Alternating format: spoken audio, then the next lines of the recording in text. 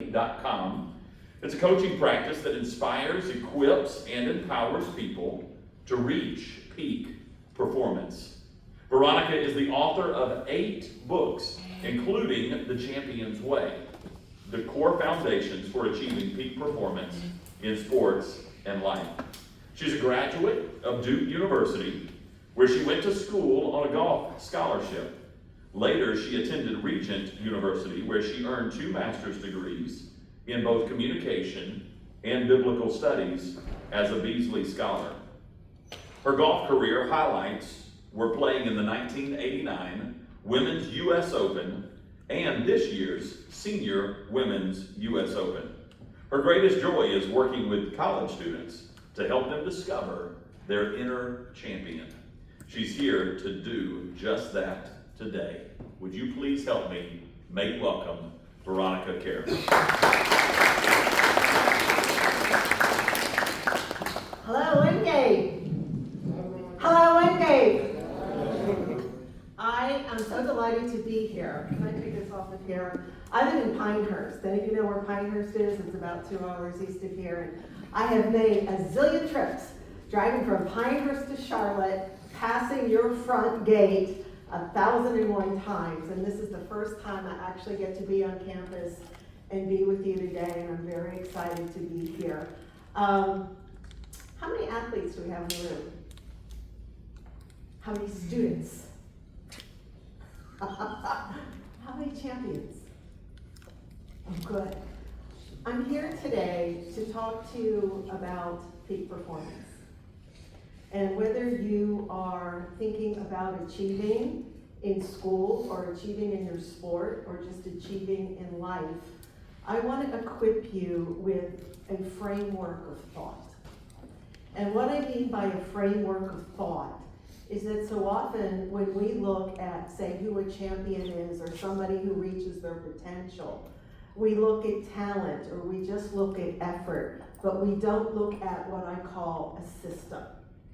And today, if I could do one thing and deposit something in you that will help you in any kind of goal setting and achieving with a very simple framework of thought, trust me, it will empower you in a way versus just kind of doing what you're doing. Does that sound good? And I want to start, I wasn't going to start this way, but I am going to start this way with a story. So I'm a golfer, and the year was 1978, and I grew up in Western Pennsylvania, and my whole golf career started when my father placed a putter in my hand when I was 5 years old. Can we pull up that screen? And that's me on the left there. And you can see that I have a putter in my hand. I think I'm 6 years old there. The putter is about as tall as I am, and I'm holding a little trophy. And when my dad would go out and play for 4 hours, I'd go putt for 4 hours straight. So either I was crazy or I had a passion. When I got to be 17, I think I was 17 or 18 there, I was playing in the West Penn Amateur. And I was playing against a gal named Nancy Rubin. And this was actually the West Penn Junior, the first week. And it seemed like this one year, whenever I would lose, it would always be to Nancy Rubin by 1 shot.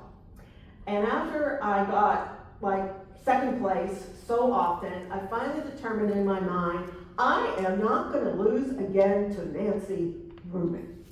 So it was the West Penn Junior, and we were tied after 18 holes. We had a playoff hole, which meant we had to go to the next hole.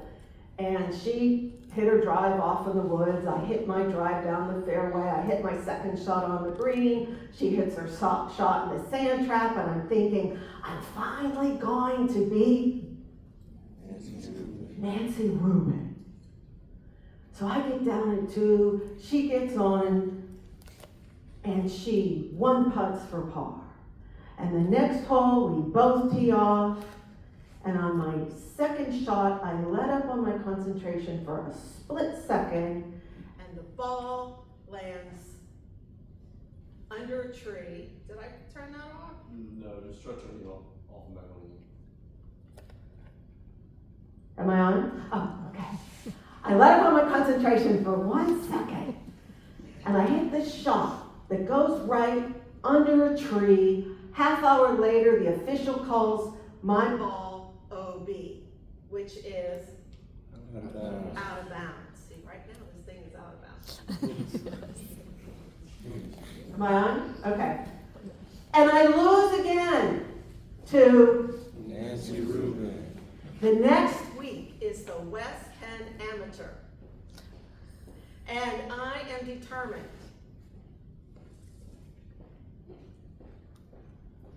Am I on now? Yeah, okay. I'm determined. Finally, if I get pitted against Nancy Rubin, I'm going to win. I don't care if she has a 3, I'm going to have a 2. If she has a 2, I'm going to have a 1. If she has a 1, I'm going to find out some way to make a... So we get to the semifinals of the West Penn Amateur. And I get pitted against Nancy Rubin. now you're with me. So we have this fierce match. And we get through 18 holes even. Match play is you play hole by hole, not total score. So we go to the first tee again, 19th hole, even. 20 holes, even. 21 holes, even. 22 holes, Even. the 23rd hole, par 3. It's amazing how I remember every shot like 1,000 years later. She misses the green, I get on in 1. She gets on the green down in 2, she makes 4, and all I have to do is sink like a 35-foot putt to get down in 2 to finally beat Nancy Rubin. So I take my first putt. It lands about 4 feet short of the hole. And I'm looking at it, and it's a little left to right breaker. And I stand up there, and I'm staring at that hole for like 5 minutes, thinking that it's just going to kind of expand. And I take my putt, and it goes, and it goes in! And I finally beat Nancy Rubin! Are y'all awake? Can you give it a hand? The only problem is, I thought I won the championship. But the next day was the finals. I had 1 more day to play against Judith Oliver III, the 7th ranked amateur in the United States. Now this is my first major championship. I'm the pipsqueak on the other side of the tracks. My father died when I was 15. I didn't really have somebody supporting me along. So I get to the first tee. And all of a sudden now, my mindset shifts. Because I thought winning against Nancy was winning the championship. I got 1 more day to play against the 7th ranked amateur in the United States. So what's my mindset?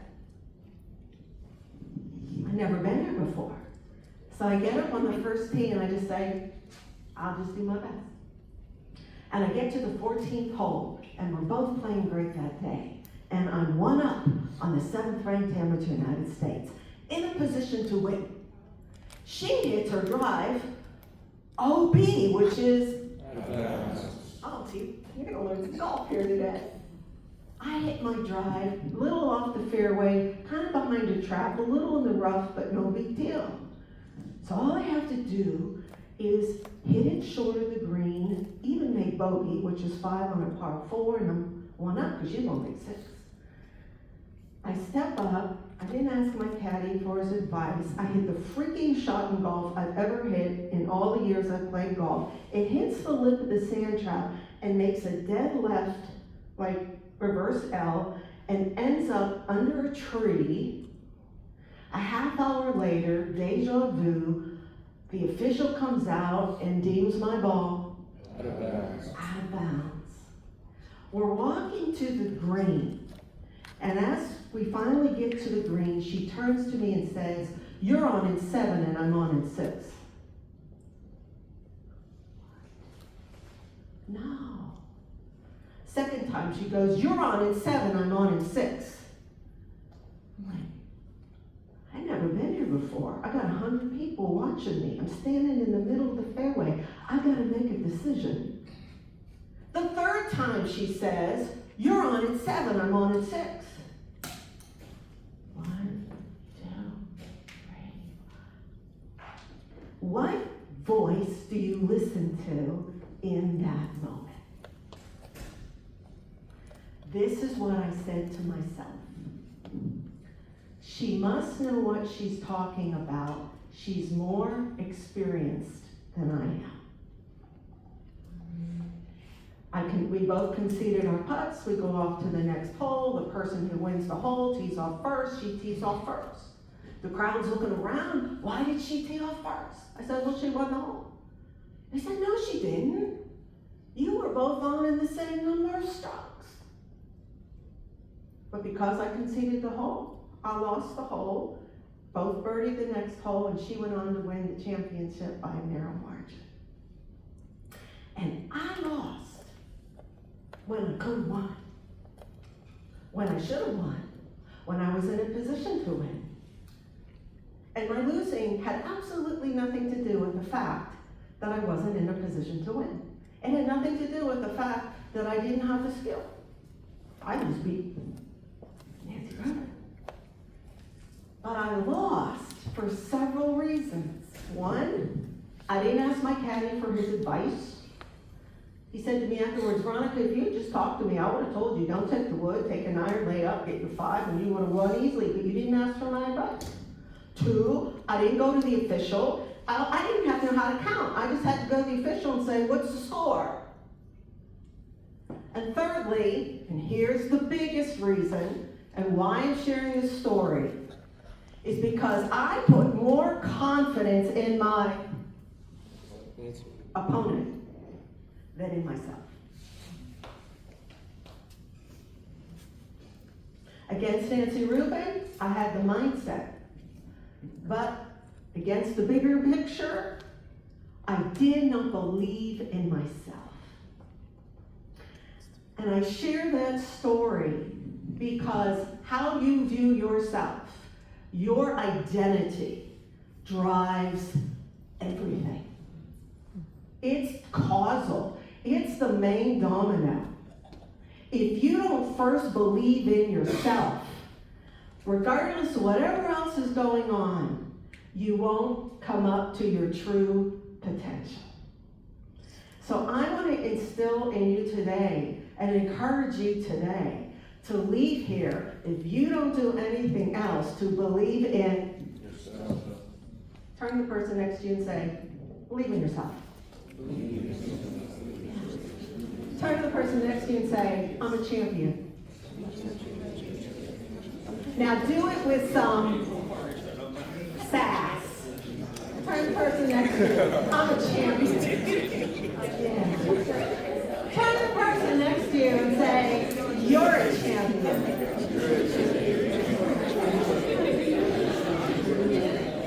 All right. So what makes up a champion? Oftentimes we think that what makes up a champion is the result. But I say being a champion isn't about the trophy. Winners win. You can be a champion and win. But I want to define champion in a way that is true and authentic to you, that you will leave here and say, I'm going to develop and release my inner champion. Those 2 pictures encapsulate the 2 distinguishing features of a champion. I've been doing this for 40 years, training people to be champions. The 2 distinguishing features is number 1, passion, right? Is someone who is a champion has a superior passion, whether it's their sports or their drive or whatever it is. And the second picture reflects what? Focus. Superior focus.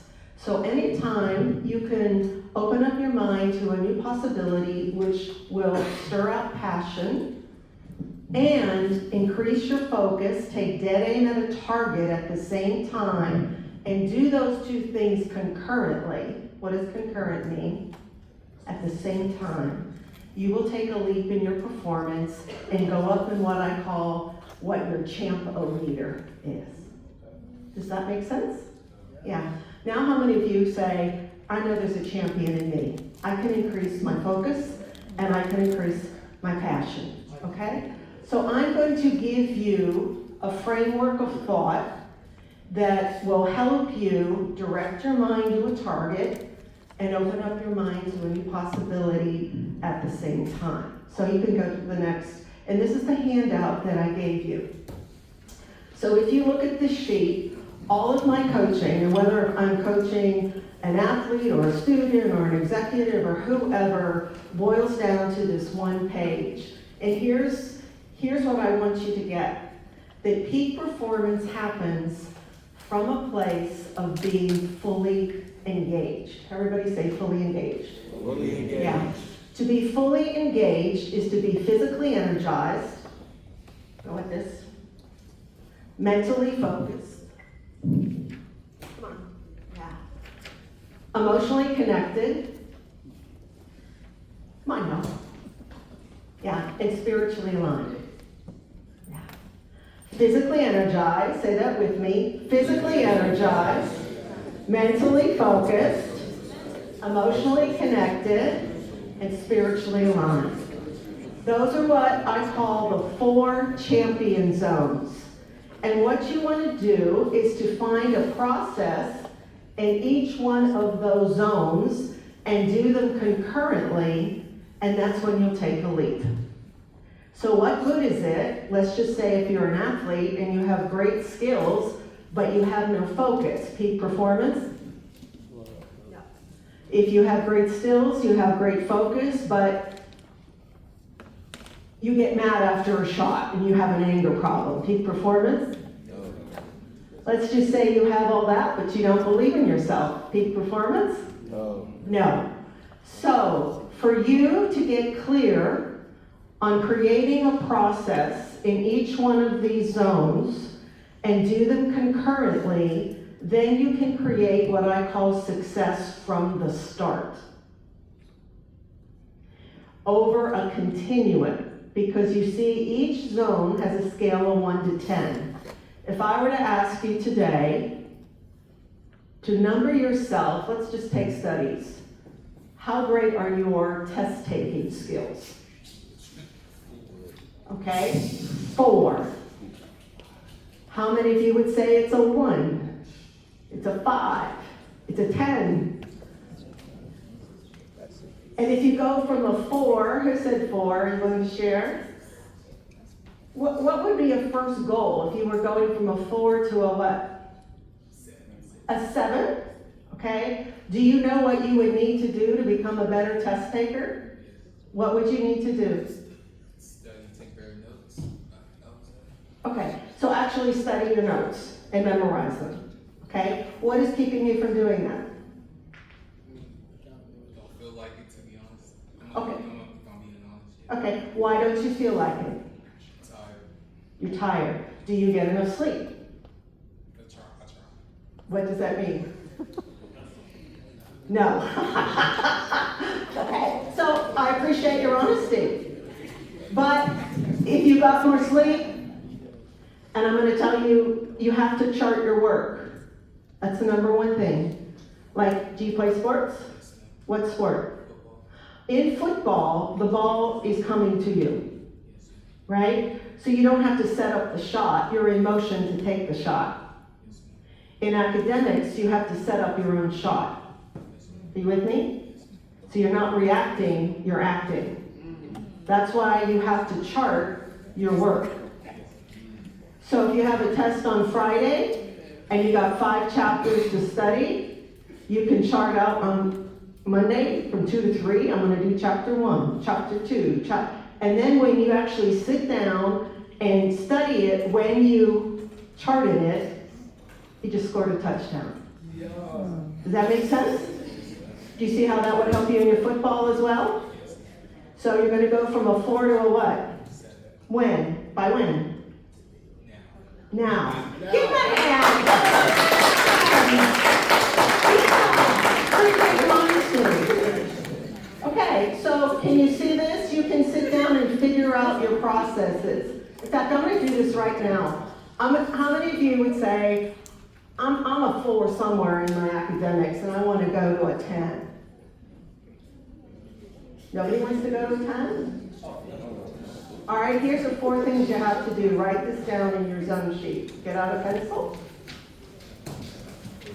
In the physical zone, write down, chart my assignments. Chart my assignments. Sit down on a Sunday afternoon or a Sunday night and chart it all out as if you had football plays and you're gonna do, here's your plays. If it's basketball, chart it all out. Under mental, I've actually thought about this in coming here today and really prayed about what your processes would be. Under mental, concentration. I want you to write down the word concentration. And concentration is really all about removing distractions. You need to go to the library. How many of you don't know where the library is at? You have to go to a quiet place. You have to put your phone down. You have to not listen to music, unless it's classical, because that stimulates your brain. You have to get still your mind to learn. Are you with me? Yeah. How many of you can improve your concentration? Yeah. Do you know what the third one is in the emotional zone?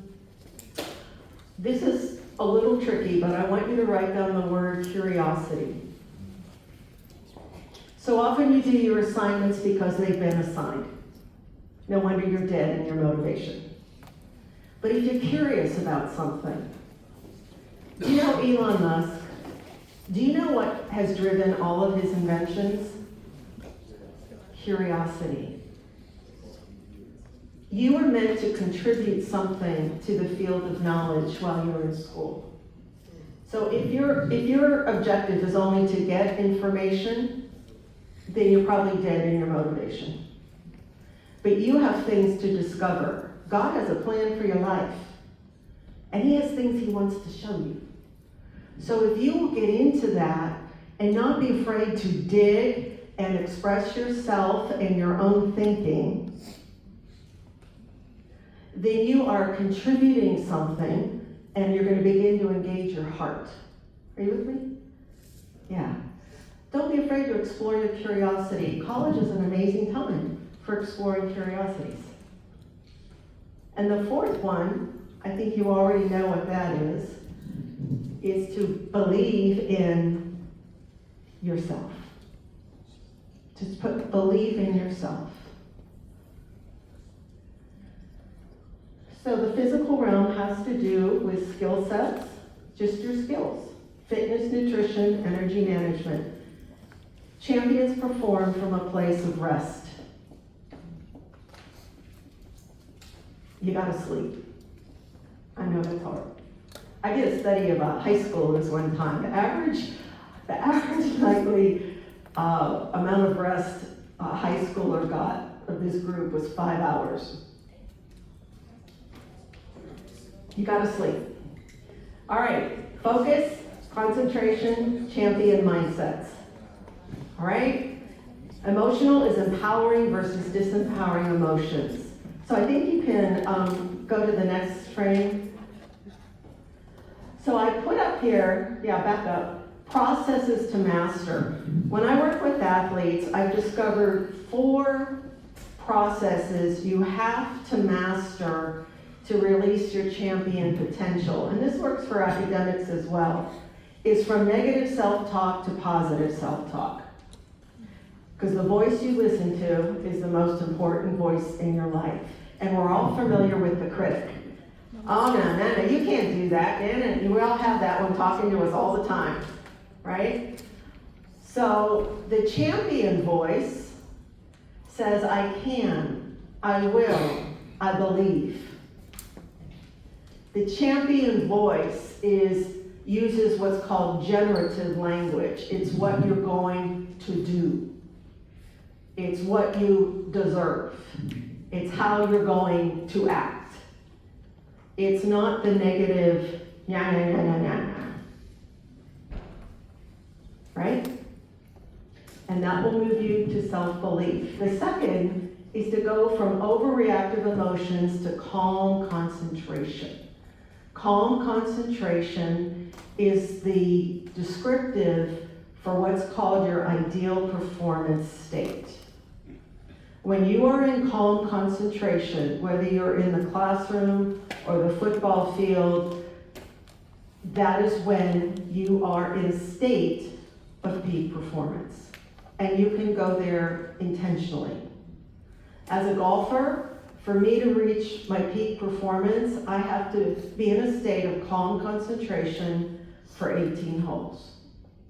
And that state is even more important in terms of an outcome than your golf swing. I know it's hard to believe, but it's true. And then the third one is to move from results-oriented goals to process-oriented goals. That's what we're doing here today. This is so important because how often do you reach out to achieve a goal and maybe you didn't achieve that goal? Maybe you got a C instead of an A. Maybe you wanted to win, but instead you lost. Maybe you just came up short. When I lost the West Penn Amateur, I had nobody to help me process that championship. So I got that defeat in me that stayed in me for years. In fact, it got so deep in me that I even forgot to send in my entry form the next year. So now I'm very quick to get that defeat out of me. All right? So it's very important that you focus on the process versus the result, because results just leave you one-dimensional. You won, you lost. You shot the score, you didn't shoot the score. And that leaves you in a place of defeat, depressions, I call them the big B's. But if you're focused on a process, what's your name, my friend? Jelani? Champion Jelani. We're gonna just praise the Lord that you're gonna go from a 4 to a 10. But the whole point here is that maybe your first attempt, you go from a 4 to a 6. But you can go back and reevaluate in your continuum, and it's over time versus I did it, I didn't do it. Maybe you go from a 4 to an 8, and you say, oh, I did better than I expected. What do I need to do next? So it's over a continuum, which is a growth model versus just achievement, do or die. It eliminates so much of the defeat, trust me. And then that whole area of the spiritual, from comparison to self-belief, huge. Because what do you do mostly in high school and college? We compare ourselves to others. It's deadly. So you can go to the next slide. I'm going to give an example. Go to the next one. Yeah, right here. So if you look at the screen, this is Charles. Charles was a 14-year-old client of mine, a student, and Charles had a desire to be a champion golfer. And so the first session I had with Charles, I said, Charles, what's the first thing you do when you sign up for a championship? He goes, well, I go online and I find out who my playing partners are, and then I research them. I was like, Charles, if all your attention is over there and who your opponents are, guess where it's not? I said, Charles, why don't you be the bar? Why don't you be the standard? Why don't you be the one people look up to? So we created what was called the Bar Championship. And we wrote out all his declarations, all his belief statements, all the reasons why that were true for him to believe in himself. In less than 2 months, Charles wins his first championship. In like 3 months, he wins like 3 championships. Within a few more months, he calls him and says, Coach, 80% of my rounds now are under par. I said, golf swing. Quit trying to be perfect. Go out there and play. Play your heart out. And it freed him from the need to be perfect. And he got into his ideal performance state. Then all of a sudden, guess who became the bar? Charles. Simply because he shifted the spiritual part. Back up one. So this gal, Alex, she came to me, 17 years old. She could hit her drives like 270 yards, but she had trouble breaking 80 in competition, which is not very good. And so I worked with her, and I realized that she had a lot of negative self-talk. We began to flip that. And from 100 yards and in, she would hit her wedge shots as hard as her driver. I was like, Chickie, golf is power and finesse. You gotta learn how to let up on your energy and, pull back in those shots. And we also worked on her champion identity. And as she went through and identified her zones, and she was all in, man, she was a hard worker. In less than 3 weeks, Alex went from having trouble to breaking 80 to 5 under par in a tournament. Like, she took a leap. And I found out the way her mind works, she loved big challenges. So I said, I'm gonna put you in your first professional tournament at 17. She finished 12th. She shot 72-70. Within 6 months, she was regularly shooting in the 60s, just got a full D1 scholarship to a university in Tennessee. What did she do? She got clear on her zones and began to execute them. You can go on to the next, one after Charles. This is an amazing story. This is a faith-based story. This is Carson Hackman. Carson came to me when he was 16, totally defeated. He was so depressed, his parents didn't know what to do. They wanted to pull him out of the game, which he loved. And I said, no, bring him to me. And Carson had some bad experiences in sports, and he was like truly, totally defeated. He was fearful. He was just not in a good place. So I began to build in him a faith-based identity, which I call the surrendered athlete. And the beauty of being a surrendered athlete is that you let go of the need to control outcomes, which is key to achieving peak performance. I took him through the zones. We worked very, very hard. And in less than 2 months, Carson almost wins the Montana State Championship. And you can see that picture there of all the crowds following him. He only lost on the 3rd playoff hole because he got caught up in all the media attention and all the people talking to him. It's like, you can't do that.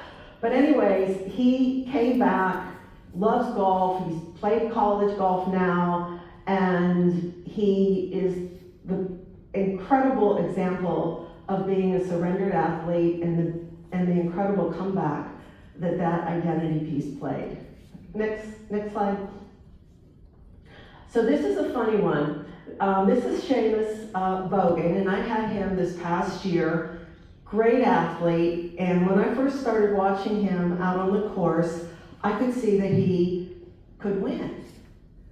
And I also realized that winning never entered his mind. Like if it doesn't enter your mind that you can win, like your mind doesn't go there. So after one tournament, I said, Shay, you should be winning. I said, you were in a position to win. You didn't win. You were just like playing to finish. So we began to build a champion mindset and the belief that he could win. And in one tournament, he shot 71. He was one off the lead the second day. I went out and watched him play. And here's why it's really important to know your zones. So I saw that he'd get on like a par 3, and he'd be talking out loud. He was an extrovert. He would be like talking to his playing partners. He goes, well, it's 180 yards. It's going to play 175. The wind's blowing from right to left. If you're going to miss it left to the green. And he's telling his playing partners how to play. I was like, oh, I can't believe he's doing that. And then you get on the next tee, and instead of focusing and envisioning the shot he needed to hit, while the other guy was teeing off, he's sitting there talking to the younger player saying, Oh, it's okay that you don't hit it as far as I do. You will when you get older. So afterwards I said, Chance, how'd you play today? How'd it go? He goes, well, my wedge shots were a little off. Now I'm a coach, okay? And I've learned how to talk to teenage boys.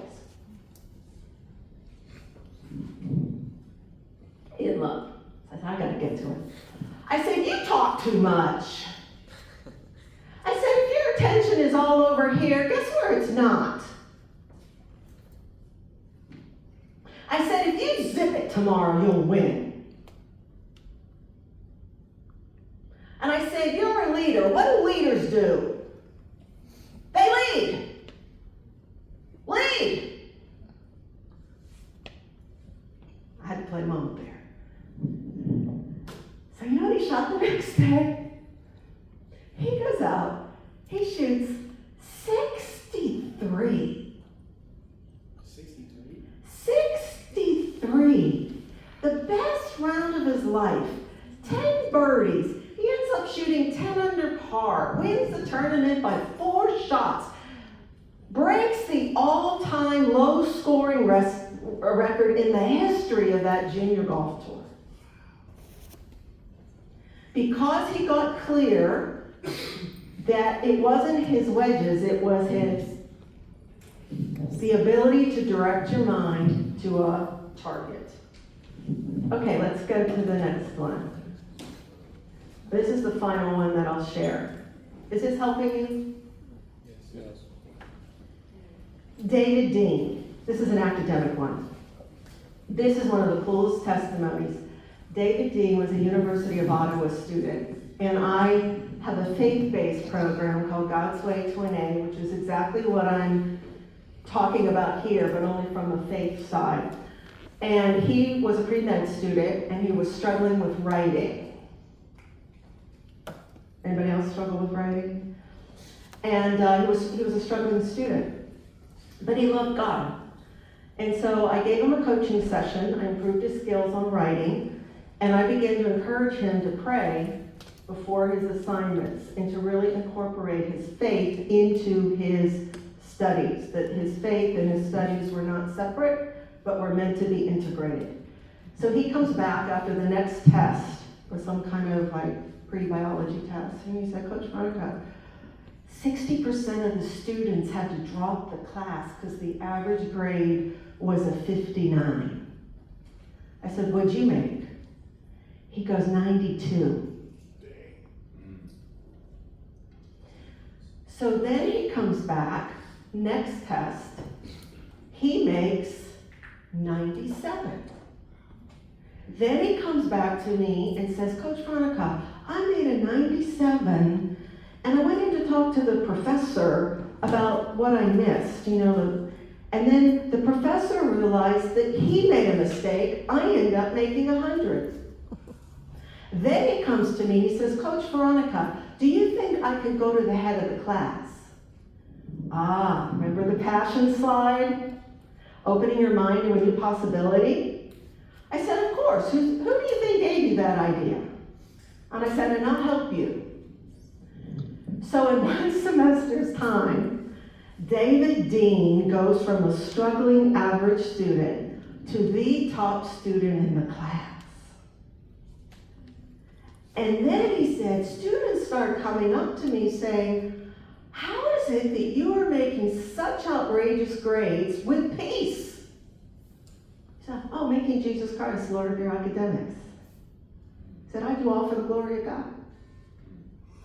Then David Dean graduates, getting co-published as an undergraduate.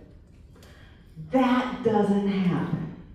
And then at 22 years old, David Dean gets a full-blown scholarship for a PhD in neuroscience. Oh yeah, tell me about it. So what I want to say to you is, none of these athletes or students that I mentioned are any different than you. Can you open your mind to a new possibility Can you take dead aim on target? I'm going to finish with my own personal story. Can we flip? So I'm 65 years old. I've been playing golf for 60 years. That's a long time. And earlier this year, actually the last few years, I started having knee problems. And earlier this year, I was really struggling walking and didn't think I could play golf. I had to stop exercising the way I normally do and really felt my life. And I helped another player qualify for the men's US Open. And during this time, I have a practice of just getting still. And as I was getting still one day, I heard this little voice say, "Hey Veronica, do you want to go to the US Open with me?" And I'm not talking as a spectator, I'm talking as a player. What? I never heard that before. You mean a daddy-daughter trip to the US Open? Is that you? Like, my father died when I was 15. I only got to play 9 holes with him once before he died unexpectedly of cancer. And I had prayed for 10 years, "Lord, would you be my father? Would you walk down the fairways with me? Because I don't have a father." And I didn't know how that prayer would be answered over a lifetime, but I got an invitation, and I'm wondering, with all curiosity, was that you? You know what I said? I'll walk that out. How will I know if you were speaking to me unless I listen and step into agreement with that? And I can't walk. I'm in pain. I have to tell you this story, because this is kind of a wild story, like confirmation. I'm at the men's US Open. I'm having so much pain I can't walk. And I sit down at a bench, and there's 4 guys standing around the bench. And I sit down, and I have credentials on as a coach of a player. And they're like, "Who are you?" And I go, "I do peak performance coaching," or whatever. You're gonna like this story. So the one guy turns to me and goes, "Well, my friend here, could you help him perform better?" And I'm not talking about golf. And I was like, "Oh, you mean sexually?" I was like, "I got your number." I said, "Oh, do you mean, can I help this guy get his mind out of the gutter?" "Yeah, I can help him do that." And they start laughing. And then he turns to me and goes, "No, this guy here, he's addicted to strippers. He spent $30,000 on strippers just last month." And I'm sitting there shocked, how do you even do that, you know? So all of a sudden I look at him, and they're looking at me "Could you say something to him that will help him?" And I said, "Do you know what your problem is?"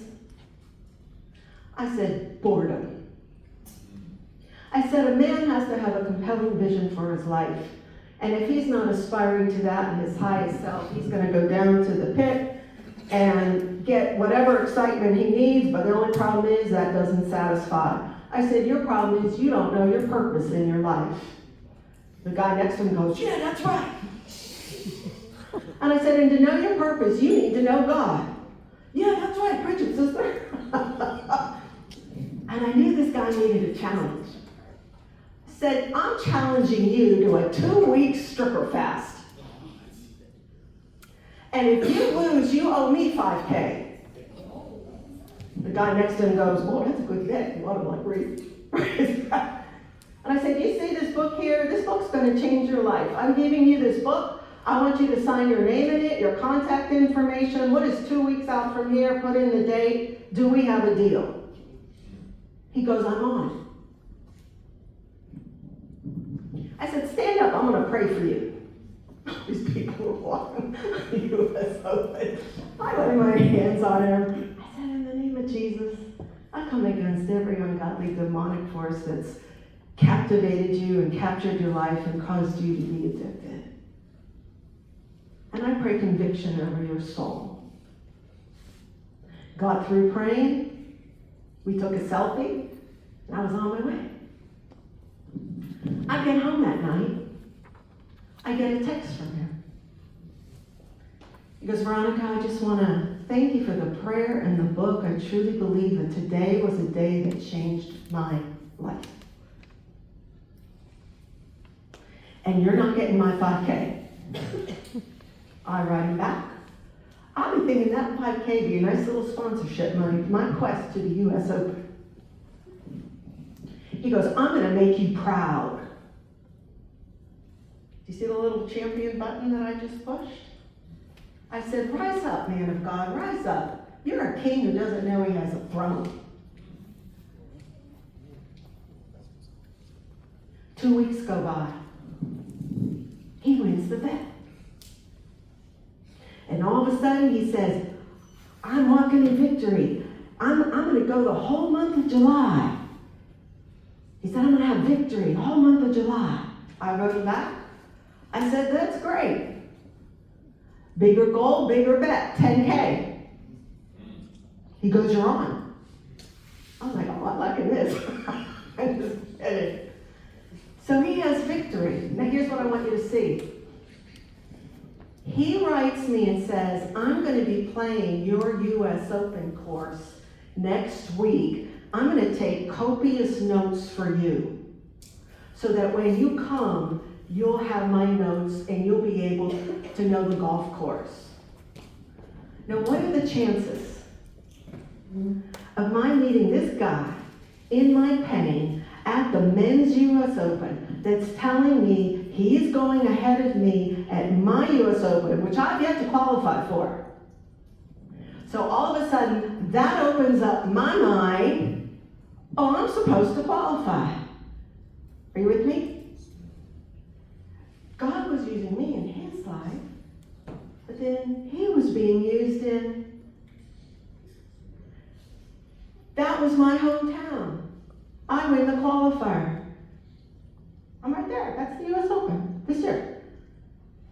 It happened to be his hometown. He ended up coming and following me to the U.S. Open. And the reason I share that, that's a good place to clap.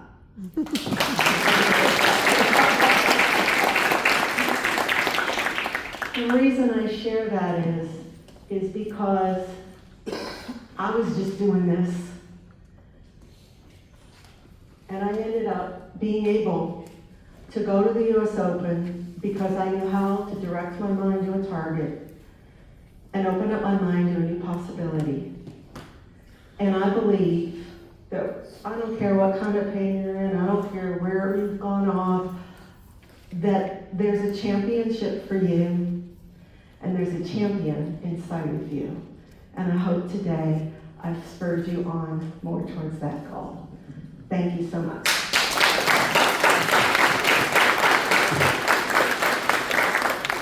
I know Shannon's going to come up. Before I sit down, if you're interested in learning more, I have this book, The Champion's Way, which I go into detail about those 4 zones. It's $20. It's also online. Can you go to that last True Champion, the last one? And you can go on my website, truechampionacademy.com, and you can get a digital version of it. Go to the last one, right there, truechampionacademy.com. I can also do Venmo if you want, and if you're interested in the faith-based, this is my story and training of other faith-based athletes called God Make Me a Champion, and we'll be sharing more tonight. We'd like to invite you to come. Awesome. Guys, one more round of applause for Veronica. Veronica, I'm going to invite you to go with Trevor. There's a table right outside, so you can sit there. And students, as we get ready to dismiss, if you've got any questions, listen, we'll end this portion formally, but Veronica will be around if you have any questions. You would like to linger around, you got anything you'd like to ask her, maybe something piqued your curiosity today, something that you have been struggling with and a breakthrough that you need to have. Veronica's information is in the top right-hand corner of that handout that you received. And perhaps you would just like to talk with her about that. Perhaps you would like to ask her about how you get a copy of her book more specifically. But we'll leave that in your hands.